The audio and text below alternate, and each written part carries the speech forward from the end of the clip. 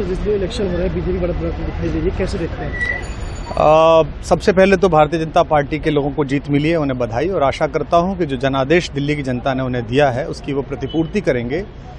और वे सब आम आदमी पार्टी के लाखों करोड़ों कार्यकर्ता जो अन्ना आंदोलन से आए, जिनके बहुत ही निश्चल, निष्पाप और बड़े भारत की राजनीति को बदलने के सपने की हत्या एक निर्लज्ज, नीच, मित्रहंता, आत्ममुग्ध और चरित्रहीन व्यक्ति ने की, उसके प्रति तो क्या संवेदना। दिल्ली को उससे मुक्ति मिली। और मैं ये जानता हूं कि अब जो आम आदमी पार्टी में लोग बच गए थे सत्ता के लोभ में, लालच में, पदों के लिए, उस पैसे के चक्कर में, वे सब भी अब वापस जाएंगे, लौटेंगे, कुछ अपने व्यवसायों में लौटेंगे, कुछ पार्टियों में चले जाएंगे।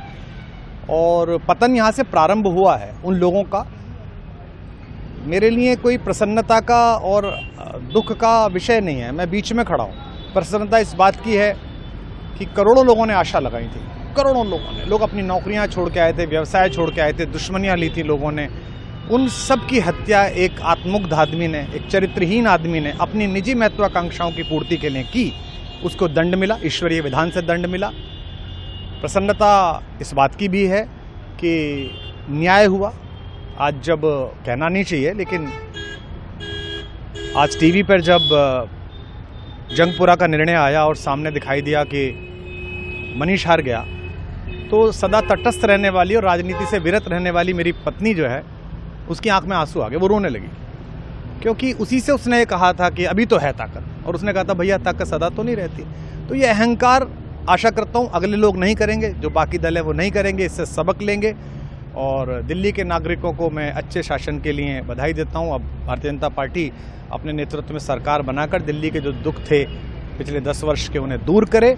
और आम आदमी पार्टी के समस्त कार्यकर्ताओं को कहता हूँ कि आपने जिस किसी भी लोभ लालच में, सब कुछ जानते हुए एक ऐसे व्यक्ति के समर्थन में काम किया जिसने अपने मित्रों की पीठ में झुरा घोंपा, गुरु को धोखा दिया, अपने साथ कंधे से कंधा मिला के लड़ने वाली महिलाओं को अपने घर लाके पिटवाया, अपनी निजी सुख और साधन के लिए जनता का पैसा खर्च किया, अब उससे आशा लगानी छोड़ें, अब बाहर निकलें, अपना अपना जीवन देखें।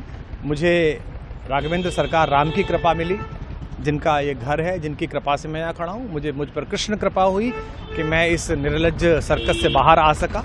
मैं उन सब से भी अच्छे भविष्य की कामना करता हूँ कि वो कोई गंदगी ना फैलाएं कहीं भी, वो लौट जाएं अपने शिविरों में।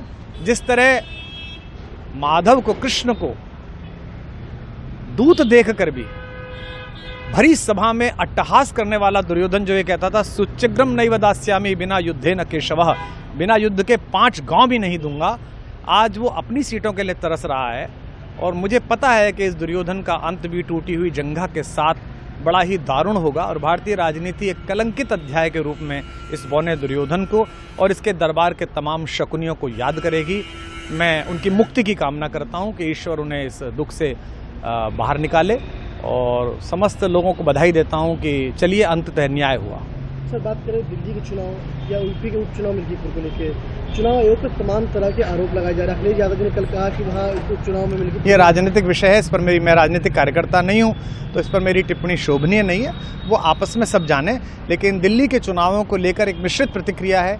दुख है कि अन्ना आंदोलन से एक ऊर्जा जो पैदा हुई थी, जिससे देश में एक सकारात्मक बदलाव हो सकता था, एक वैकल्पिक राजनीति हो सकती थी, उसकी हत्या एक अहंकारी आदमी ने, एक आत्ममुग्ध और असुरक्षित आदमी ने कर दी।